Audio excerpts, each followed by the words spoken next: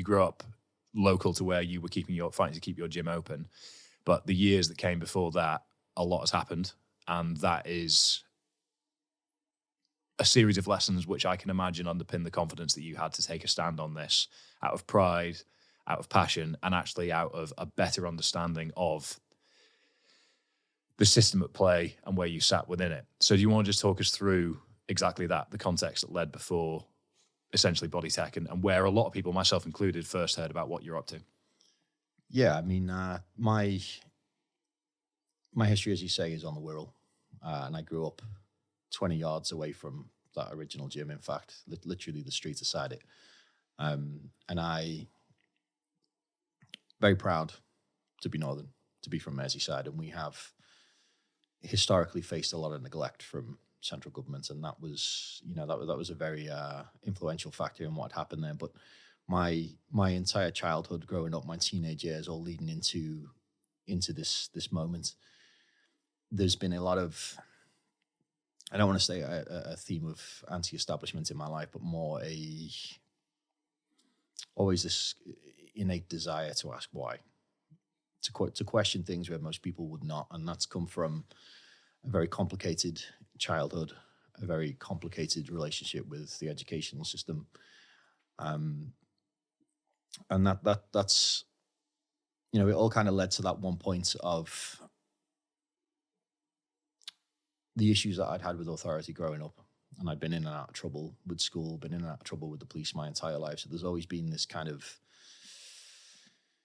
rift between the powers that be and myself. And it's never been so much as I say, it's never been anti-establishment as such. It's never been, I hate the police, I hate the system. It's just seeing a lot of unfairness and inequality in our area, in my life. I'm wondering why people haven't questioned it more than they have. And I have, throughout my life, or throughout my younger life at least, I was failed a lot by the system. So I have a lot of first-hand experience in knowing that the system isn't perfect. And, there's an argument to be made that it would be impossible to create a perfect system, and I understand that. But there are a lot of problems in this world, a lot of problems with this country that would be an easy fix. That it's always been confusing to me as to why nobody's taken the action to make things right. And the COVID situation was kind of my first opportunity to take a stand against that. And it was likely a situation and an opportunity that I'd never have in my life again.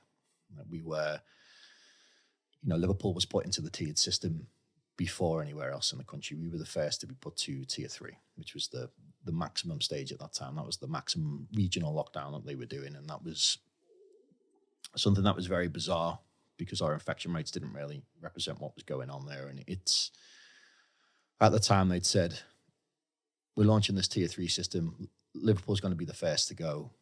We're also reducing the rate of furlough. So I think the rest of the country, and I forget the exact numbers, so the rest of the country was on, say, 80% or wherever it was, up until we'd gone back out of lockdown. They said, well, we're putting Liverpool back into lockdown, and they're going to be on 63% furlough. Now, having been in the national lockdown previously, and everybody was receiving 80%, and that was fair across the board, I think that Liverpool was going to be the first to be put back in with no closing date. No, there was no sign of it being undone. It seemed that we were being guinea pig to see if this would work, and see if people would just take the lesser amounts. Look, we're going to close everything down, but we're also not going to keep you, above water. And we had our own. We had both of our city mayors come forward, discuss on the television, and like, look, our city's not going to survive. We're not going to survive. And historically, there's been a lot of neglect from central government for Liverpool, and that's the environment that I was brought up in from a Labour household, having gone through the struggles of the earlier decades. And it's always been, there's a certainly since the 70s and the 80s, there's been this tone in Liverpool of it's us versus central governments. And there have been a lot of leaks over the years of tactical collapse from central government for Liverpool. So this kind of seemed like it was the recurring theme following on. And this was an opportunity for me to stand up and say, look, well, this is what my family have been telling me about my entire life. This is the kind of north versus south divide. The wealth is in the south. Doesn't really matter what happens to the north. I thought this is my opportunity to stand up and fight for what I've heard for the last 30 years from my family is that we are neglected, with central government's resources, with their finances. We are neglected as a city. We're not thought much of whatsoever. And that was my opportunity to say, no, this just isn't right. It simply isn't right. And it didn't sit well with me at all. And I come from a family background where my nan and granddad were very proud Liverpudlians. They're from Anfield. And all the stories they tell me of old was people sticking together, which is something that's always kind of resonated with me because I haven't seen it too much growing up. It seems to be a sentiment that's been lost for whatever reason. But they've always driven into me, look, you stick together, you stick together, you stick together, and that's how we win. That's how we do well. And this was the first opportunity I had to say, look, something is wrong here, and we can fight this if we fight it together. Unfortunately, it was in a climate where people had an appetite for that. People wanted to step up, but nobody was really taking that initial step. And I'm a risk taker by nature. I obviously have that underlying question for authority. So everything kind of fed together, and I made the decision to keep my business open, but on completely, respectable grounds for authority. It wasn't. I didn't want to create a battle between myself and the local police or the local politicians, because it certainly wasn't them that was making the decisions, and it was the entire angle that I took on that, especially with the clip that you're referring to. The first day the police came, and they were very heavy-handed. There'd have been, 10 police officers maybe from the armed division of Liverpool Police, and they come to issue a civil fine. So they've sent armed response to come and issue a fine for a civil matter. And I said to the police officers before I started recording, I said, look, gents, because they really didn't want to give me the fine. And over it was like, Nick, please don't make us fine. You just close the doors, just ask everyone to go home. There's no reason for it to escalate. And I'd had a conversation with the local gym owners the day before as to whether we were going to do this or not, and whether we were going to stand together. And the whole thing based on everybody saying, look, we're in. And I said the same. I said the same in the group. I said, look, I'm in if you're in. And everyone else said the same. Well, we're in if you're in. There was no kind of indication as to who was going to be the first to kind of take that step. So it all rested on, everyone being true to their word. So I had the police turn up at the premises the day after we announced what we were going to do.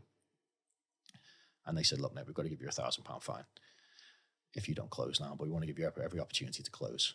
I said, well, how often can you fine me? And he said, well, it doubles. Every 4 hours, we can give you another one. So 1,000, 2,000, 4,000, 8,000. And then it caps at 10,000, but we can give you that 10,000 fine every 4 hours. So that would have been certain collapse. Business would have been gone in a matter of days. But I'd given my word, and I made the phone call. I said to the police officer, I said, look, just give me 2 minutes. And I found one of the other gym owners, the closest one to me. I said, look, this is real. This is happening now. I said, are we in or are we out? I said, because if we're in, I'm going to do this right now, and it begins. I said, but I need to know that you're behind me and we're doing this no matter what.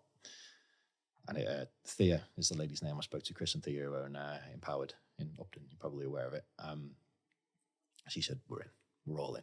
And they are diehard Northerners as well. It's, they are some of the few that I have close to me who I could bet my life on it are very much, if they give you their word, it's worth its weight in gold. So I put the phone down, I said to the police officer, I said, look, gents, I appreciate you've got a job to do. I appreciate it isn't you that's instructed you to come down here today. I said, so I'm going to take the fine. I said, but before I do, I'm going to take a video of you all. I said, so out of respect, you want to make sure you're stood apart so you don't get in any issues at work. Like, they were really cool guys. I took this video of the police officers and then panned up to the people's gym sign at the back. And that will have been the first video you've seen that went viral very quickly. And the police officers were great. Don't get me wrong. Once we were off camera, they said, Nick, look, we know this is nonsense. We know we shouldn't be doing this. We know this is a waste of our time and resources. We know that you guys shouldn't be closed. We know that the legislation that's been put out isn't coherent with what's been said on television. He's like, but we've been asked by our boss's boss's boss to come down here today and give you this fine, 10 man strong.